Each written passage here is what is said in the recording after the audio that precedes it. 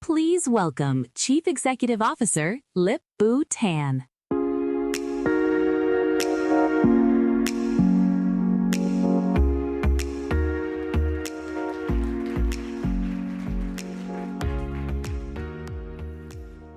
Good afternoon, everyone, and welcome to CES. And thank you for joining us today. It is an honor to be here with so many innovators, creators, customers, and partners from around the world. We are living in a moment where compute is being redefined. AI is reshaping every workflow, every industry, and every device from cloud to edge. At Intel, our mission is to make that intelligence accessible, efficient, and ubiquitous.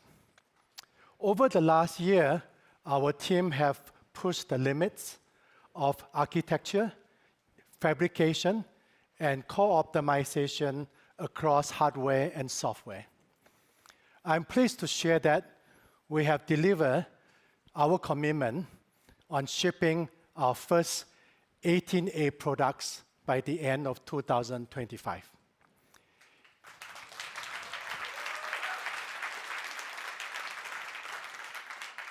In fact, we are over-delivered. I'm delighted to announce that we are ramping all three Core Ultra Series 3 die package as we speak. What you will see and hear later today are breakthroughs that can only be enabled by a tight integration of silicon design, advanced silicon process, and packaging technology. It is something that only Intel is uniquely positioned to do, working closely with our OEM partners and the open ecosystem. You will hear from Jim later on, and his team talk more about all the technology we are announcing today. Our latest Series 3 base system truly represents a new class of computing, designing for AI-driven future, built to empower developers and creators and engineers to drive and deliver massive leaps in performance and efficiency. This announcement will represent the next evolution of the PC. So thank you for joining us. Let us talk about what is next and show you what is possible.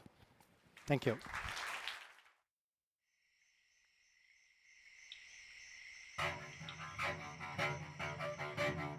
Every breakthrough begins with silence.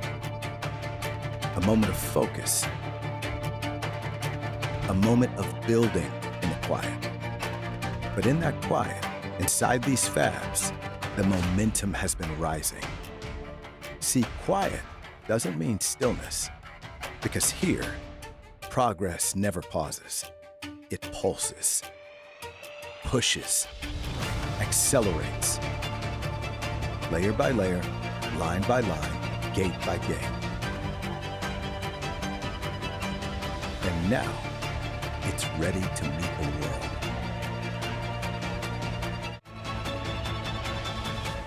Progress never pauses, and neither do we. Please welcome Senior Vice President, General Manager, Client Computing Group, Jim Johnson. All right. Welcome to CES 2026. I'm excited to be leading the Client Computing Group PC and Edge products at one of the most exciting times in the industry and for our company. CES holds a special place in my heart because together we get to set the tone for what's coming this year. A special welcome to our partners. Thank you for coming and spending the time with us. You know, we could not do it without you. This partnership is what delivers. But before we talk about client, Let's stop for a second and talk about Intel. The industry and Intel are both at a strategic inflection point. In 2026, we're delivering leadership products on a leadership process node, combining compute, graphics, and AI, and scaling it with customers to be the broadest AI PC platform together we have ever built. In the last 5 years, we've invested heavily in capital, R&D, new fabs, new tools. Much of this investment aimed at pushing process technology forward, expanding manufacturing capacity in the United States and around the globe. 18A is the center of that effort.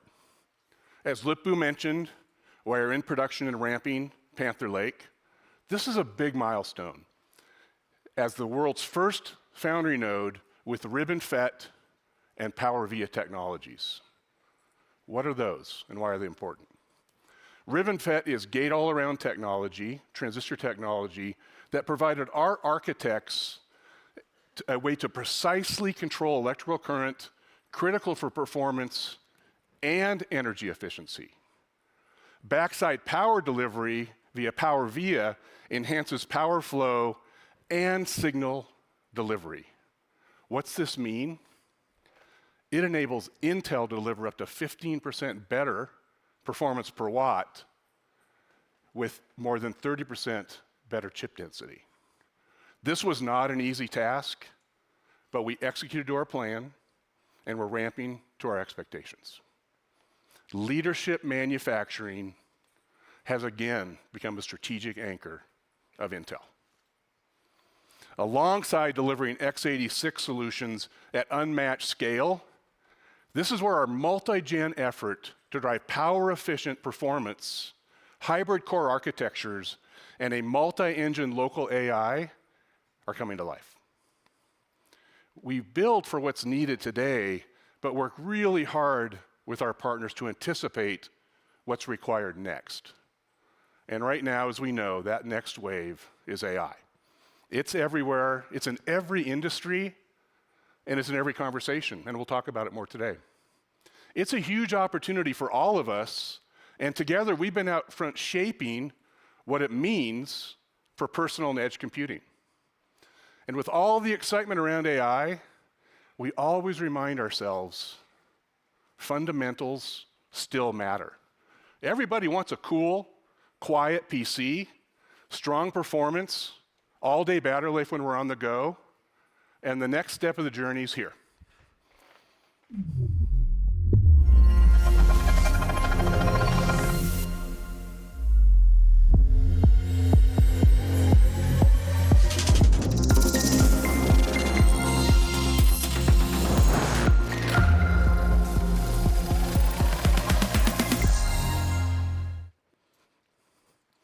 This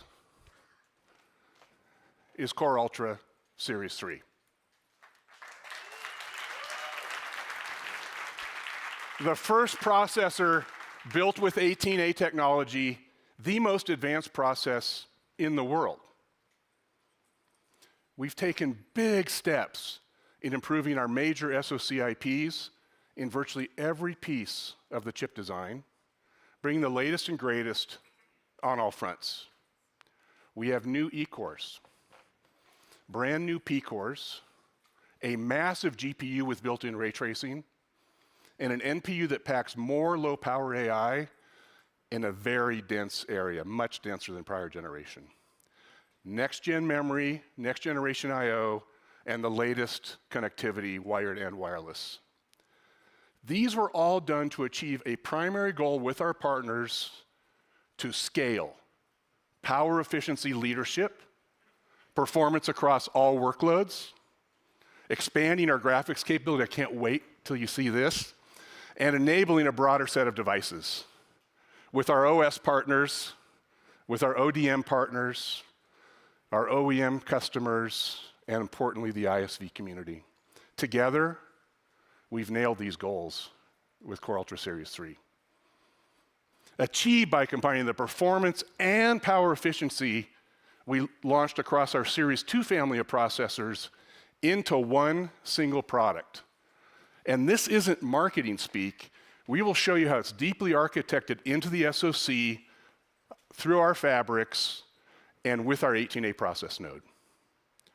We've used the power efficiency of Lunar Lake as the architectural foundation of Series 3 and our roadmap moving forward.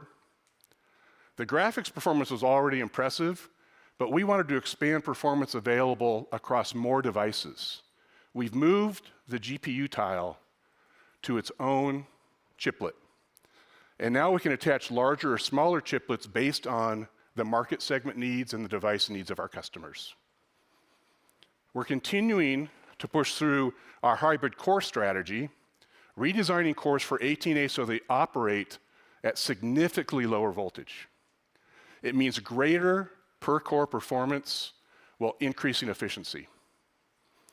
We've improved the multi-threaded performance of Series 3 by adding up to 8 E-cores, and we completely redesigned our low-power island with dedicated low-power E-cores with their own cache that run hundreds of workloads that are optimized for maximum battery life. Examples like web browsing and video conferencing that demand power efficiency. The benefit, better performance, much lower power, longer battery life. We've also consolidated all the IOs onto a single chip. This was a big ask by our customers' design teams because they want to take Series 3 and expand its capabilities and its market coverage. But people don't buy SoCs, and we know that. So beyond the SoC, we've deployed other technologies at the platform level focused on power efficiency. Intel's intelligent display technology, context-aware charging, low power video conferencing with our image processor, long-lasting connectivity with Intel's Wi-Fi solution. We bring this all together with our advanced Foveros packaging technology, delivering a full range of Series 3 processors.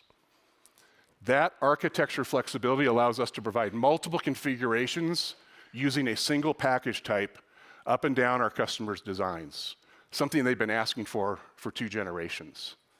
They have more memory options, and they now can use their own power delivery schemes for their product management and product capability. This gives them design flexibility up and down their product lineup, supporting them into the market and easing design efforts for their teams. So we just covered a lot on architecture. Let's unpack what it can do, starting with the x86 core. We're proud of this accomplishment. Core Ultra Series 3 delivers 60% more performance than Lunar Lake Series 2. And it's faster and more efficient than our highest performing SKU running fewer P-cores. This focus, this maniacal focus our design teams have on power efficiency and the implementation of the low power island dramatically improves a range of applications we use every day. A simple example would be streaming 4K video on Series 3 draws now 1/3 the power than prior generations.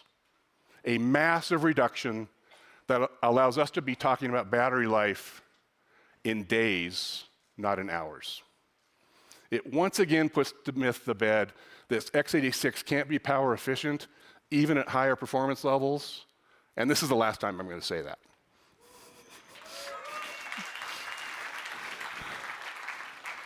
So let's switch gears and now talk about the GPU, arguably the biggest update to Series 3. And to walk you through it, let me welcome our GM of PC Products, Dan Rogers, to the stage. Thanks, brother. Thanks, Jim. Graphics at Intel is an interesting history.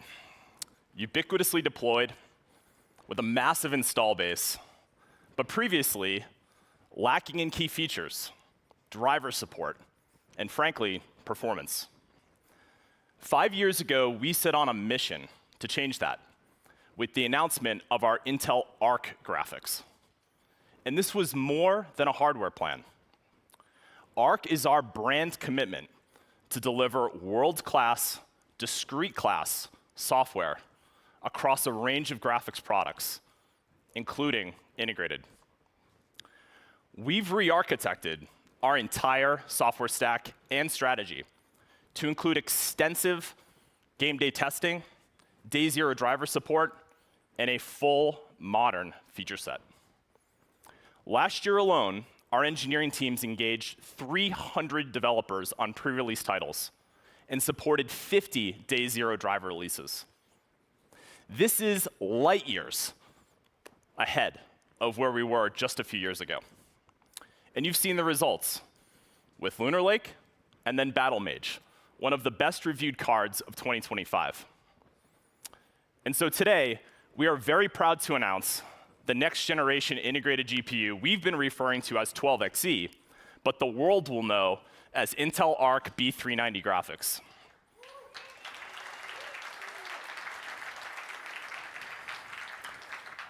It features 50% more graphics cores, twice the cache, and 96 built-in XMX AI accelerators for 120 GPU tops. If you were impressed by the graphics of Lunar Lake, Panther Lake has 70% more gaming performance and an incredible 50% more AI inference performance. And to prove it, we tested Panther Lake across a range of titles and APIs from DX9 to DX12.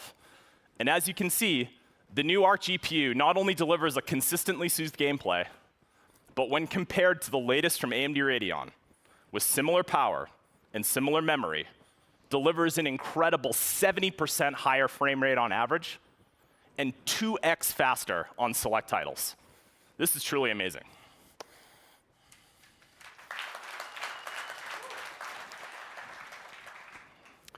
As an example, first-person shooters such as Painkiller and Delta Force will play at well over 100 frames per second with 1080p high settings and XeSS super resolution.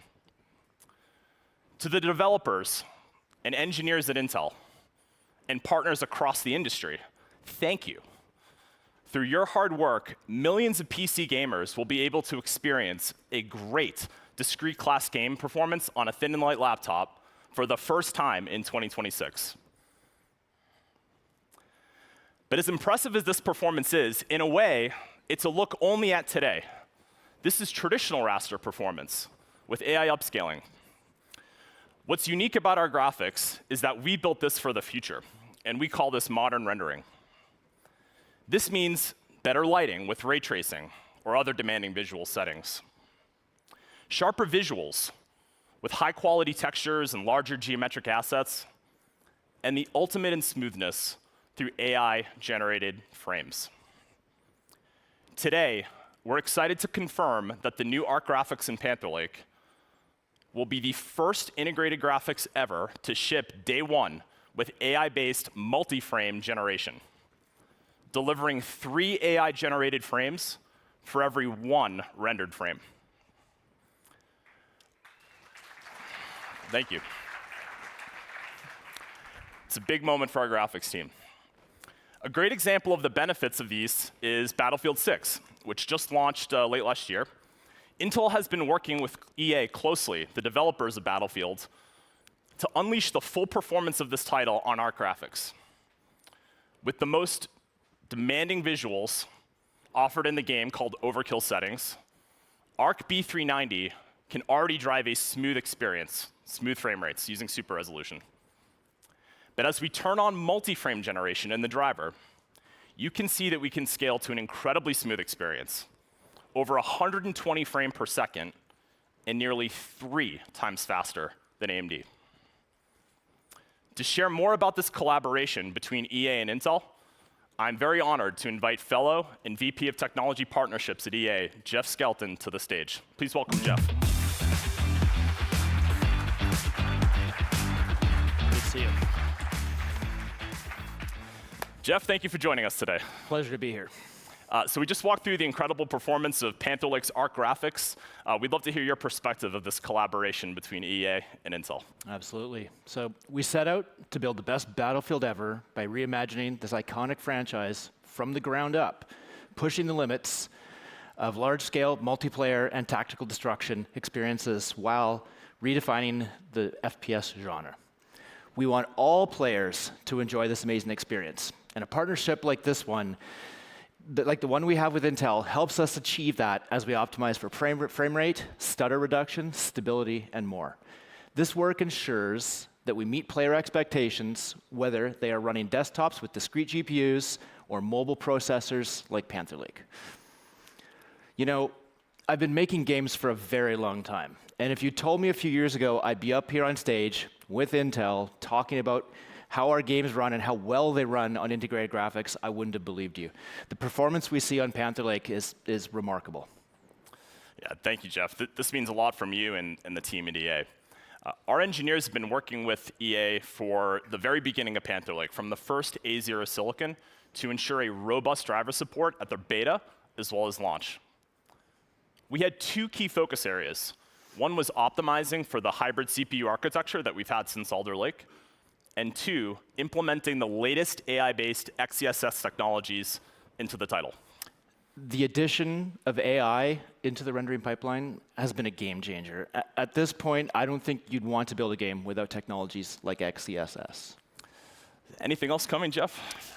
Absolutely. We're working on a native integration of XeSS 3 as we speak. Stay tuned. Jeff, thank you so much. We're so excited to see what's next from EA. Thank you so much.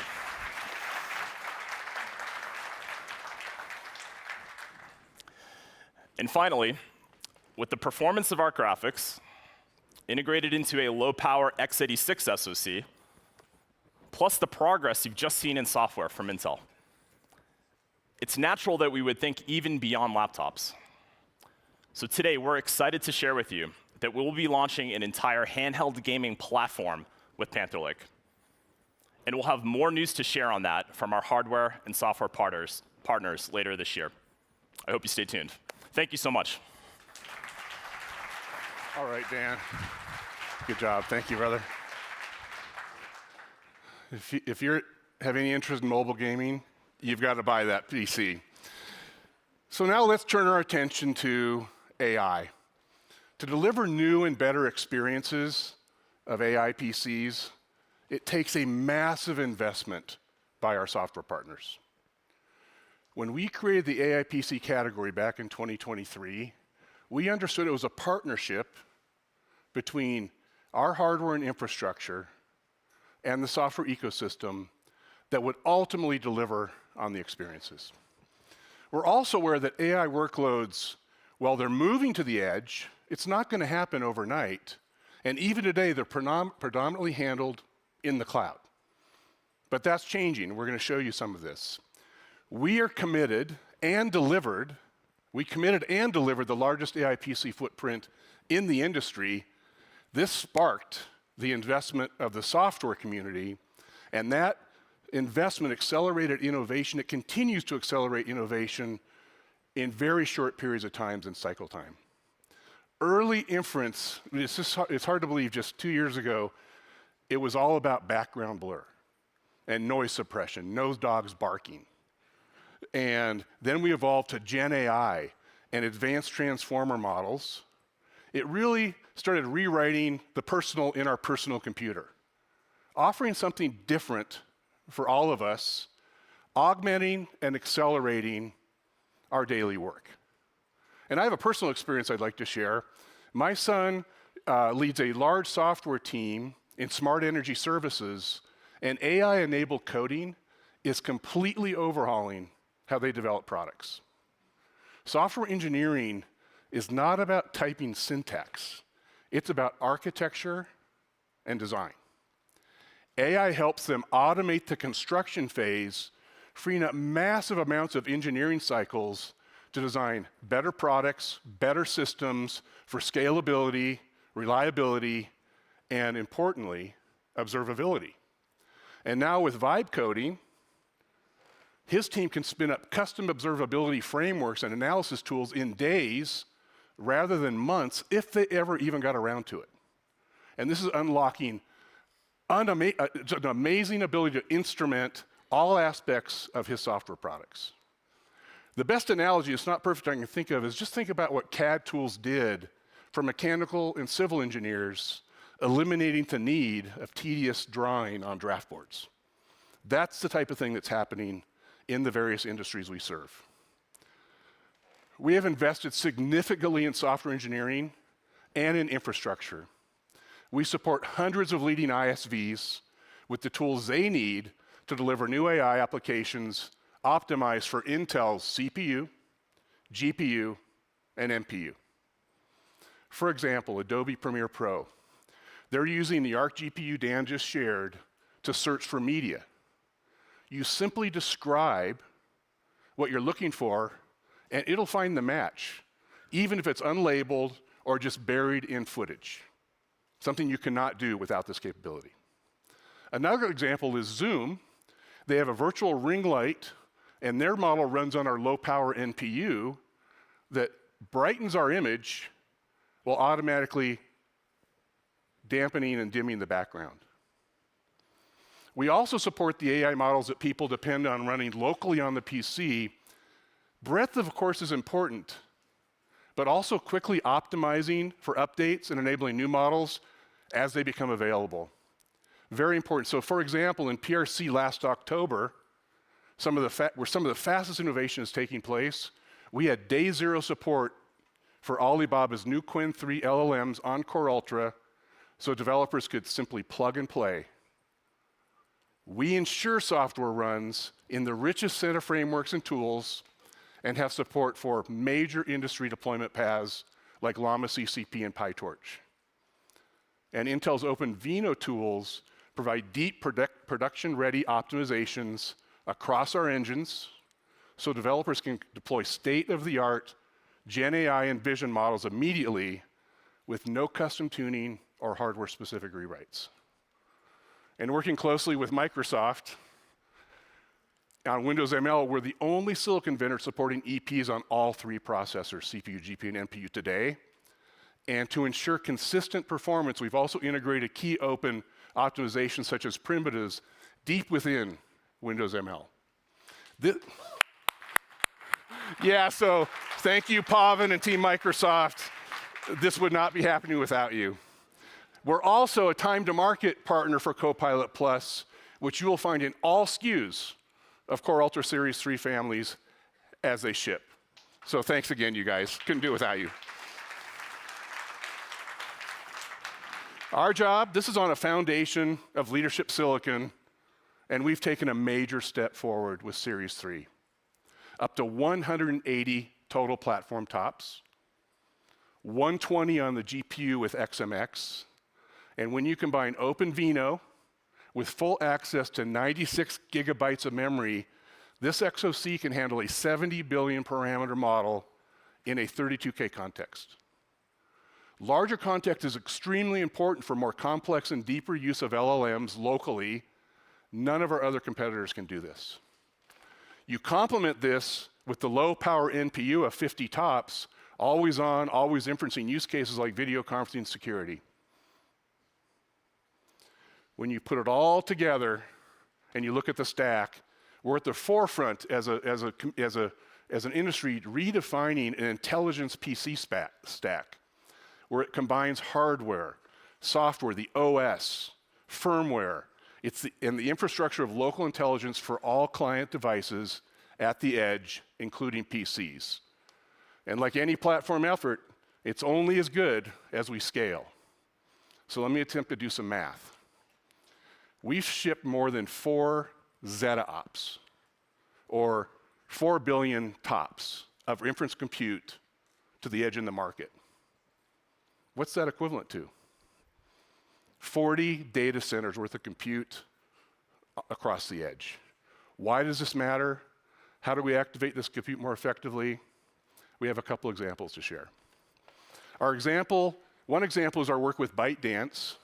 In 2025, they launched AI Clipper, a cloud-based feature in CapCut for short video summaries. and they're expected to reach 1 million users this year. But it's straining their cloud capacity. ByteDance looked at this, seized the opportunity to leverage the massive TOPS in Intel AI PCs, and paired it with their cloud. The results have been amazing. Same quality, better performance, lower cloud cost. This is a great first step in where we think the industry is going to end up. As you can see, in a world with growing constraints on data center infrastructure, more AI can, and we believe will, move to the edge. But it won't be exclusively client. It has to work seamlessly with the cloud. And Series 3 represents the start of this hybrid AI era. Putting this into practice is a huge technical challenge. Our new Intel AI Superbuilder platform is a breakthrough which helps client and cloud models start to work better together. Local AI executes the task securely, keeping your data on the machine, while cloud AI handles global reasoning, planning, and multi-agent orchestration. The communication between local and cloud enables greater security, greater privacy, better performance, and better cost. And we're actively working with the ecosystem partners to augment cloud-only solutions in a hybrid environment. One of the absolute leaders in this area is Perplexity. Let me welcome CEO and co-founder of Perplexity, Arvind, to the stage. Good to see you again. Thank you so much for coming to be with us. Thank you. Yeah. Hey, so you've been a champion for hybridized AI compute for quite some time, right out in front of it. And I know with the Comet browser that launched last summer, and I'm a big fan, I use it often, you put a lot of attention on moving as much compute as possible locally. Can you share a little bit about your vision and how to do this? Yeah. First of all, thank you for having me here, Jim. And I love watching all these talks about chips and all the technical details, because I really think deep tech is the real thought leadership in AI, so thanks for doing that. And yes, I've been talking about localized compute for quite some time. The past summer, we launched the AI-powered browser Comet. What got a lot of attention among people is the AI. But to me, what's really interesting about Comet from the get-go is we really focused on keeping as much compute and data of the user locally as possible. Because that way, users can really trust the product and use and have privacy guarantees. So we believe localized compute will only get bigger and more important as AI advances further and further in capabilities. And there's 4 reasons for this. Number 1 is, first of all, it's very simple, performance issue. AI feels slow to a lot of people, and people are impatient. So think about all the times you've felt delays in computing before. That spinning beach ball is your data basically traveling thousands of miles to a server farm and back. So local compute removes that journey. So when processing happens right where you are, there's going to be no lag. And you're also not sending all your local files to the server farm. You keep decreasing the latency the more and more you localize. And so it's going to be faster and better. Yeah. Second, it's the privacy and security argument. Now, remember I said these get more important as AI advances further and further. So with great power comes great responsibility. And privacy and security drove our original thinking behind hybridizing the compute in the Comet browser.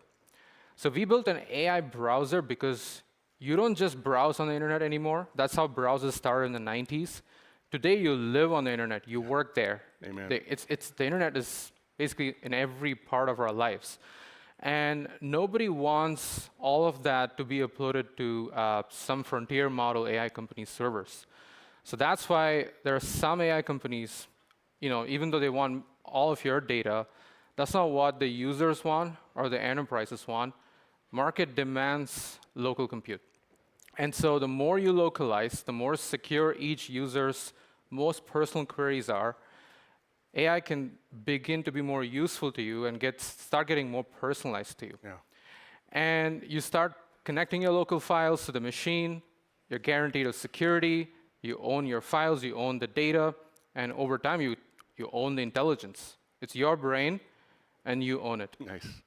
And the third argument, simple economics. Unless you've been living under a rock over 2025, you probably heard that AI is getting really expensive. It's different from software. Every query is costing you real money. That's inference costs. And in 2025, another hype topic was data centers. But when you centralize inference in data centers, there's huge bottlenecks in the demand. Localized compute inverts that model entirely. Infrastructure costs will drop dramatically for everybody as the bandwidth expenses plummet. So it's a simple economics argument. Finally, fourth reason, especially for businesses, control. This is where it gets really serious. Now, 4 of the Max 7 and 92% of the Fortune 500 companies entrust Perplexity with their data on our servers. That's a big responsibility. And as a founder, I really know how they feel. That's why we take data control pretty seriously at Perplexity. And with local compute, whatever is your competitive enterprise intelligence should remain exclusively yours. And that's the only way to do it, because it's right there on your machines. You own those machines. You control those machines. Thereby, you control the intelligence. And you control its jurisdiction, its compliance, everything. So that's it. 4 arguments: performance, security, economics, control. But these makes local compute such an obvious thing to work on. Every business is going to care about this. Every user is going to care about this, and they always will. So we'll be launching Comet for enterprise next month based on all these exact principles. And the entire industry, as Jim and Intel know, is going to move more and more towards local compute. So thanks a lot for having me here. We share your vision. Thank you so much for your leadership. And our team looks forward to doing the hard work to make this true. Thank you. Thank you so much for coming. Thank you. Thanks, Arvind. We spent a lot of time talking about how AI is changing the landscape of the PC. It's also a driver for Edge, a key pillar of our client business, living between the PC and the cloud. Agentic and physical AI show up as vision language models, or VLMs. Think of it as a close cousin to LLMs. And for example, in industrial environments where automation is used for quality controls, we're now seeing VLMs being deployed that are 140 times bigger than ones just a couple years ago. And we're taking the same approach on the edge as we do with the AI PC. Establish a large footprint of leadership hardware that activates investments in applications by our software partners. Together, we infuse AI and power-efficient x86 right where the compute happens. We're bringing Series 3 to the edge with all of its latest IPs and technologies. And because of the growing demand of AI at the edge, we're now accelerating the launch of 18A products for this market to align directly with the PC launch, so Edge has the newest hardware at the same time. We design and test and validate for high and low extreme temperatures, 24/7 reliability, and extended life support, because these are additional table stakes for our critical Edge customers. You will see Edge devices in hundreds of form factors across key segments like smart cities, factories, healthcare, and all sorts of automation systems. The demand is huge, growing, and Series 3 was designed for this task. Just look at this data. Nearly 2 times better LLM latency performance and over 2 times better TCO for video analytics. These SoCs are great at perceiving the environment and then using the built-in processors all on chip to control the machinery. There's no need to offload AI to a discrete card.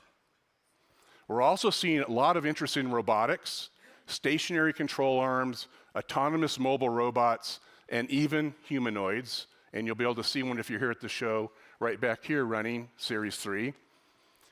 And to facilitate these emerging use cases, we have worked on a reference board and a dev kit with Edge ODMs that includes Intel's robotics suite. The tools, the frameworks, and the applications, all available with the launch of Intel hardware. So let's wrap up with what's next. Our partners have over 200 designs. There will be a Series 3 option for everyone. Gamers, as you see, that want the best performance on the go will want this processor. vPro for business. Robotics and industrial edge devices. This will be the most broadly adopted and globally available AI PC platform Intel has ever shipped. You can tell we're excited. You can tell I'm excited for Core Ultra Series 3. And instead of doing a recap of all of this, the numbers speak for themselves. Longer battery, faster graphics, higher performance, more AI, and you don't have to wait. Core Ultra is ramping now. First consumer designs available to order starting tomorrow, with more designs rolling out all year. We've covered a lot of ground today. I think we should take away one thing away, and that is we are at the strategic inflection point for AI computing in client together. Our job, build leading process and SoCs.